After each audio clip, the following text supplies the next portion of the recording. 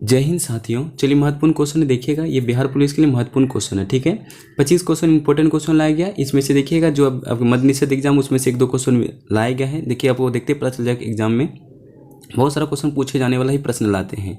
ठीक है, आप लोग लास्ट तक बने रहिएगा, आप लोग बीच में छोड़ के नहीं चले जाइएगा, क्योंकि आप स्टार्टिंग में देखते हो और चले जाते हैं। आपसे रिक्वेस्ट है कि लास्ट तक देखिएगा, सेशन बहुत अच्छा ही क्वेश्चन है लाया गया है, सेशन बहुत अच्छा होने वाला है। ठीक है, सभी से रिक्वेस्ट है कि आप लास्ट तक देखिएगा। ठीक है, आप लोग सेशन अच्छा लग जाए लाइक एंड सब्सक्राइब करके अपने दोस्तों के साथ शेयर भी कर सकते हैं जो बिहार पुलिस की तैयारी करता हो। ठीक है, चलते हम लोग अभी आपके सामने जो क्वेश्चन दिख रहा है स्क्रीन पर उनको पढ़िएगा और अच्छे से समझ के टिक कीजिएगा। देखिए क्या कहता है, निम्नलिखित में से किसे भारत के स्वतंत्र आंदोलन के दौरान गर्मपंथी नेता के रूप में जाना जाता है। देखिए राइट आंसर क्या होगा 1 का, आप सभी बता दीजिएगा। ठीक है, गर्मपंथी नेता के रूप में किन्हें जाना जाता है सभी बता दीजिएगा। इसका राइट आंसर क्या होता है। चलिए स्टार्ट है आपका समय। देखिए इसका right answer option number D हो जाता है, बाल गंगाधर तिलक हो जाता है राइट आंसर। ठीक है, सभी याद रखिएगा, इसका ऑप्शन नंबर डी हो जाता है, गर्मपंथी के नेता के रूप में जाना जाता है बाल गंगाधर तिलक को, सभी याद रखिएगा। ठीक है, हम लोग चलते हैं क्वेश्चन 2 में। कटहल की उत्पत्ति स्थल कहाँ है, पूछा जा रहा है कटहल की उत्पत्ति स्थल कहाँ है, सभी बता दी तो सभी को पता ही होगा अपना भारत होता है। इसका राइट आंसर ऑप्शन ए हो जाता है भारत, सभी याद रखिएगा। ठीक है, चलते हैं हम लोग क्वेश्चन नंबर 3 में। क्वेश्चन 3 में कहता है किस खेल में वेब एलिस ट्रॉफी प्रदान की जाती है, सभी याद रखिएगा। किस खेल में वेब एलिस ट्रॉफी प्रदान की जाती है। देखिए 3 नंबर का राइट आंसर क्या होता है बता दीजिएगा। ठीक है, इसका जो ऑप्शन नंबर ए हो जाता है रग्बी में दिया जाता है, सभी याद रखिएगा। ऑप्शन नंबर ए हो जाता है, वेब एलिस जो ट्रॉफी है रग्बी में दिया जाता है, सभी याद रखिए। 3 का ऑप्शन नंबर ए हो जाता है। 4 में देखिएगा पूछा जा रहा है फ्रंट लाइन पत्रिका निम्नलिखित में से किस समूह का प्रकाशन है, सभी याद रखिएगा। फ्रंट लाइन पत्रिका निम्नलिखित में से किस समूह में प्रकाशन है, सभी बता दीजिएगा। 4 का राइट आंसर क्या होता है। इनका जो राइट आंसर ऑप्शन सी हो जाता है हिंदू, सभी याद रखिएगा। हिंदू में प्रकाशन है सभी। ठीक है, फ्रंट लाइन पत्रिका जो हिंदू के लिए है, सभी याद रखिएगा। 5 नंबर का देखिएगा मजलिस किस देश का सांसद का नाम है, सभी याद रखिएगा। मजलिस जो है किस देश का सांसद का नाम है, सभी बता दीजिएगा। ठीक है, आप लोग बता दीजिए यूएसए का सांसद का नाम क्या होता है। ठीक है, संयुक्त राज्य अमेरिका का यूएस ठीक है सांसद का नाम क्या है, सभी बता दीजिएगा। ठीक है, चलिए इसका ऑप्शन नंबर क्या होगा 5 का। इसका जो ऑप्शन नंबर ए हो जाता है मालदीव और ईरान का हो जाता है मजलिस सांसद का नाम। ठीक है, ऑप्शन नंबर ए हो जाता है 5 का। 6 में देखिए क्या होता है। 6 का क्वेश्चन है वाइट पेपर भारत के अतिरिक्त अन्य किस देश का एक सरकारी दस्तावेज है, सभी बता दीजिएगा। ठीक है, इनका जो राइट हो जाता है ऑप्शन नंबर ए हो जाता है, ऑप्शन नंबर बी हो जाता है ब्रिटेन। ठीक है, ऑप्शन नंबर बी ब्रिटेन हो जाता है, इसका याद रखिएगा सभी। वाइट पेपर जो है भारत के अतिरिक्त अन्य के, भारत का तो है ये है सरकारी दस्तावेज वाइट पेपर, और इनका दूसरा देश का ब्रिटेन का भी यही है। ठीक है, सभी याद रखिएगा वाइट पेपर। तो 7 में देखिए कहता है क्या, मुखबरात निम्नलिखित में से किस देश के एक गुप्तचर संस्था है, सभी बता दीजिएगा। मुखबरात जो है निम्नलिखित में से किस देश का एक गुप्तचर संस्थान है, सभी बता दीजिए। 7 नंबर का राइट आंसर क्या होता है। इसका जो राइट आंसर ऑप्शन सी हो जाता है मिस्र देश का है मुखबरात। ठीक है, गुप्तचर संस्थान है मिस्र का, सभी याद रखिएगा। 7 का सी नंबर होगा। 8 का देखिएगा नए 20 के मूल्य वर्ग नोट के पीछे किस आकृति का दर्शाया गया। 20 रुपये के नोट पे पीछे में किस चीज़ का आकृति का दर्शाया गया बता दीजिएगा। ठीक है, सभी को पता होगा। इनका ऑप्शन नंबर ए हो जाता है एलोरा की गुफा है, ऑप्शन नंबर बी हो जाता है राइट आंसर। ठीक है, एलोरा की गुफा हो जाता है 20 रुपये नोट के पीछे में है। 8 नंबर का ऑप्शन नंबर बी हो जाता है, सभी याद रखिएगा। ठीक है, चलते हैं हम लोग आगे की ओर में। क्वेश्चन नंबर 9 में कहता है संयुक्त राष्ट्र शरणार्थी आयोग की किस वर्ष को नोबेल शांति पुरस्कार प्रदान किया गया है, सभी बता दीजिएगा। संयुक्त राष्ट्र शरणार्थी आयोग को किस वर्ग का नोबेल शांति पुरस्कार प्रदान किया गया है। 9 नंबर का राइट आंसर क्या होगा देखिए। इसका राइट आंसर ऑप्शन बी हो जाता है 1981। ठीक है, सभी याद रखिए। संयुक्त राष्ट्र शरणार्थी आयोग का जो है 1981 में नोबेल पुरस्कार शांति पुरस्कार प्रदान किया गया था, सभी याद रखिएगा। ठीक है, क्वेश्चन नंबर 10 में कहता है फलों को जल्दी पकाने के लिए निम्नलिखित में से आप किसे चुनेंगे। पूछा जा रहा है 4 ऑप्शन में से किसे चुनेंगे। तो टाइपिंग मिस्टेक है, निम्नलिखित है ना, यहाँ पे थोड़ा टाइपिंग नहीं हुआ है, सभी याद रखिए। देखिए देख लीजिएगा, फलों को जल्दी पकाने के लिए निम्नलिखित में से आप किसे चुनेंगे, सभी देखिए किसको चुन सकते हैं आप लोग। ऑप्शन देखिए 4 में से कोई एक होगा। इसका ऑप्शन नंबर ए हो जाता है एथिलीन दिया जाता है। सभी को जल्दी पकाने के लिए कौन सा गैस दिया जाता है, एथिलीन गैस दिया जाता है। ठीक है, हम लोग चलते हैं 11 नंबर में। 11 का देखिए वर्षा की बूंद को गोली आकृति किसके कारण होती है। जब भी वर्षा पड़ता होगा देखते हैं गोल गोल आकृति का बूंद होता है, उस किसके कारण होता है, सभी बता दीजिएगा। ठीक है, इसका जो राइट आंसर 11 का क्या होगा बता दीजिए सभी। ठीक है, इसका राइट आंसर ऑप्शन और बी हो जाता है पृष्ठ तनाव की वजह से। ठीक है, पृष्ठ तनाव की वजह से उसका गोल गोल आकृति और 2 बूंद जो वर्षा का बूंद होता है, किसकी वजह से? पृष्ठ तनाव। ये बहुत अच्छा क्वेश्चन, सभी याद रखिएगा। ठीक है, हम लोग चलते हैं 12 नंबर में। देखिए 12 नंबर का कहता है क्वेश्चन क्या है। ठीक है, सभी याद रखिएगा। चित्तौड़ में विजय स्तंभ का निर्माण किसने किया था? चित्तौड़ में विजय स्तंभ का निर्माण किसने किया था? 12 नंबर का आंसर क्या होगा इसका? देखिए चित्तौड़ में विजय स्तंभ का निर्माण किसने किया था? इसका राइट आंसर ऑप्शन सी हो जाता है, राणा कुंभा हो जाता है। ठीक है, सभी याद रखिए, राणा कुंभा हो जाता है। ठीक है, सभी याद रखिए, 12 नंबर का राइट आंसर राणा कुंभा हो जाता है।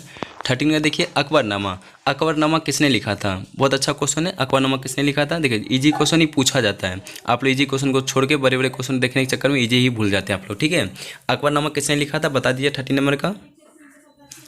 इसका जो तो ऑप्शन नंबर सी हो जाता है अब्दुल फजल हो जाता है। ठीक है, right answer option number C हो जाता है अब्दुल फजल, सभी याद रखिएगा।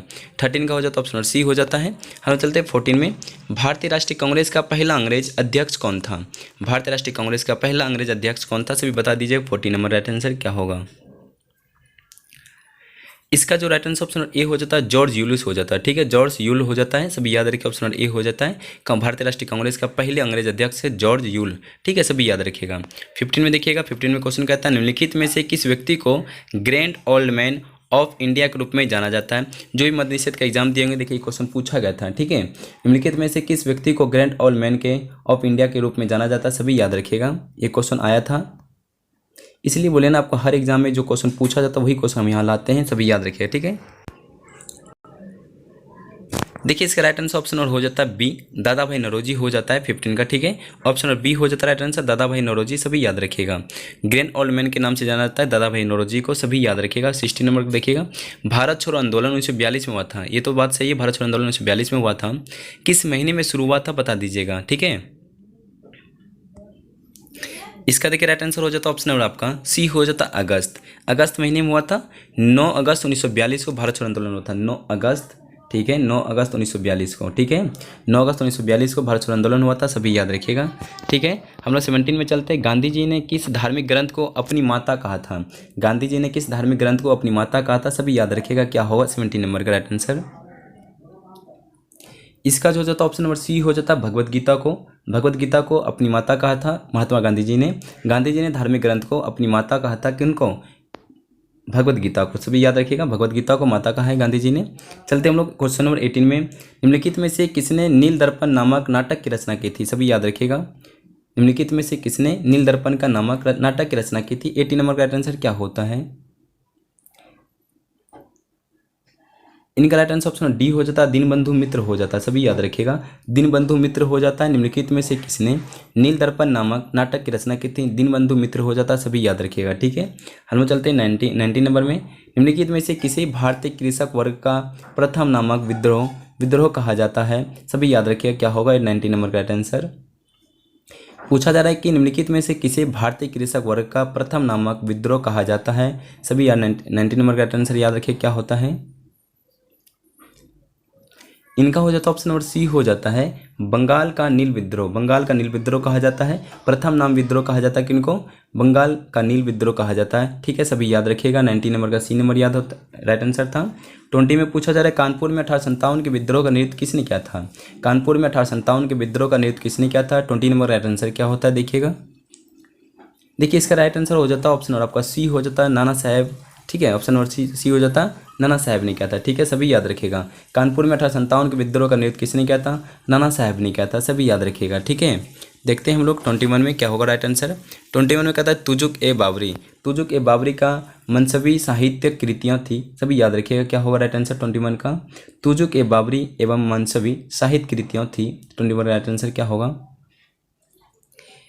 इसका जो ऑप्शन नंबर ए हो जाता है बाबर की। ठीक है, ऑप्शन नंबर ए हो जाता है बाबर की, सभी याद रखिए, तुजुक ए बाबरी था बाबर का, सभी याद रखिए, साहित्य कृतियाँ। ठीक है, उन्हीं का था बाबर की, सभी याद रखिएगा।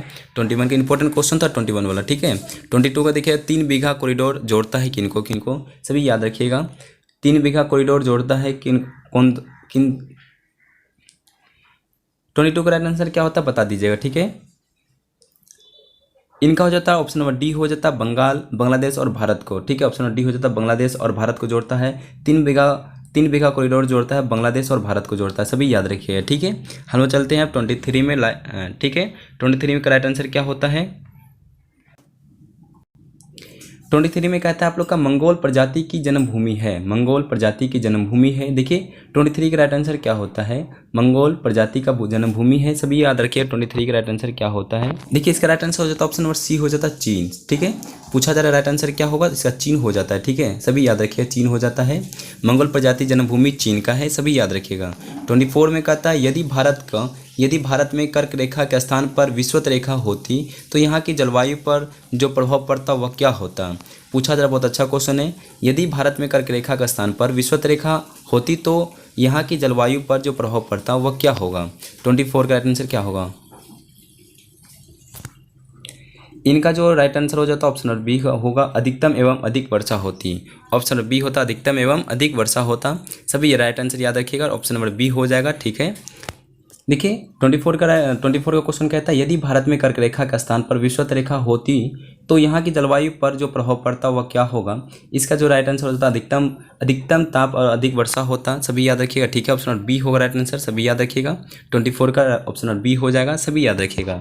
25 पे देखिए लास्ट क्वेश्चन सेशन का, निम्नलिखित में से कौन से बराबर वर्षा वाले स्थान को जोड़ने वाली रेखा दर्शाता है, सभी याद रखिएगा। निम्नलिखित में से कौन से बराबर वर्षा वाले स्थानों को जोड़ने वाली रेखा दर्शाता है, सभी याद रखिए। 25 का राइट आंसर क्या होगा।